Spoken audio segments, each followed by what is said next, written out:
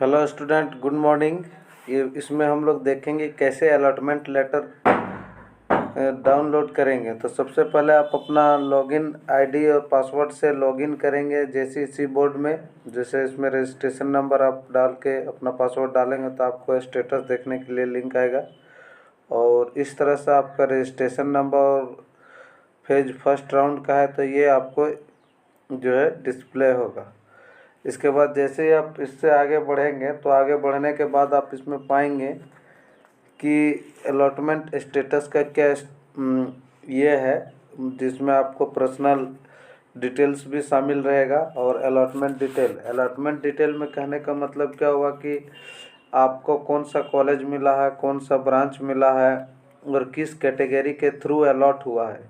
Category through means जो आपका general category है या BC1 है, BC2 है या SC है या ST है या TFW कोटा से अलॉट हुआ है, ये सभी चीज़ें उसमें रहेगी डिटेल्स। तो उसको देखते हैं। उसके बाद देखिए उसमें पर्सनल डिटेल के बाद जैसे हमने कहा वो सभी इन्फॉर्मेशन रहेगा। जैसे इसमें अलॉटेड इंस्टीट्यूट का नाम, नेम ऑफ इंस्टीट्यूट आपको दिख रहा है।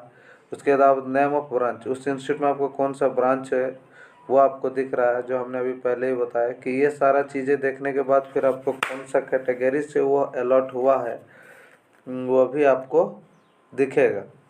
और उस कैटेगरी के थ्रू आपको जब आप आगे बढ़ेंगे तो उसमें आपको क्या करना है कि अगर आपको पसंद आ रहा है कि जो कॉलेज आप चूज अलॉट हुआ है उसमें आप इंटरेस्टेड हैं तो आपको 1000 का आपको चालान जो है अलग से कटाना पड़ेगा, जो कि वो पार्शियली एडमिशन चार्ज है। उस पार्शियल एडमिशन चार्ज के बाद आपको एक डॉक्यूमेंट आएगा, यानी कि अलॉटमेंट लेटर प्रिंट आउट होगा, जिसको लेके आपको उस संबंधित कॉलेज या संस्थान में आपको जाना है। वह कॉलेज में जो डॉक्यूमेंट आपको ज़रूरत होगा उस डॉक्यूमेंट का लिस्ट आपको अलॉटमेंट लेटर में मेंशन रहेगा। जैसा कि अभी हमने कहा कि आपको 1000 रुपया का जमा करना होगा। 1000 रुपया का जमा करेंगे पेमेंट, तभी वो अलॉटमेंट लेटर आपको इशू होगा, जो कि आपका एडमिशन चार्ज का वो पार्शियली फ़ी है, जिसको हम लोग एडमिशन फ़ी की बाय पार्ट एडमिशन फ़ी के रूप में 1000 है, जो आपको बाद में माइनस हो जाएगा एडमिशन के समय में। तो वो फीस जो 1000 का है तभी आपका अलॉटमेंट लेटर जनरेट होगा, और अलॉटमेंट लेटर जनरेट होगा तो उसमें सारा डॉक्यूमेंट लिस्ट आपको लिखा रहेगा। जैसे अगर हम लोग बात करें तो जो लिस्ट रहेगा एडमिशन के लिए, उस लिस्ट को अगर आप देखें एक बार तो चलिए सबसे पहले आपको जानना है कि जो आप पॉलिटेक्निक एंट्रेंस एग्ज़ाम दिए थे उसका एडमिट कार्ड आपको चाहिए। उसके बाद जो 10th बेसिस से आप एडमिशन ले रहे हैं तो 10th का आपको बेसिकली एडमिट कार्ड, मार्कशीट और पासिंग सर्टिफिकेट अगर आ गया है तो वो चाहिए, प्लस प्रोविजनल सर्टिफिकेट भी चाहिए, लोकल रेसिडेंट सर्टिफिकेट चाहिए और इनकम सर्टिफिकेट चाहिए।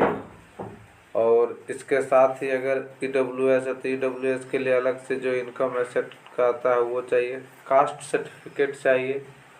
उसके बाद अगर कोई फिजिकली डिसेबल्ड है तो उनको डिसेबिलिटी सर्टिफिकेट चाहिए, और अगर कोई डिपेंडेंस है तो उनको डिपेंडेंसी सर्टिफिकेट चाहिए।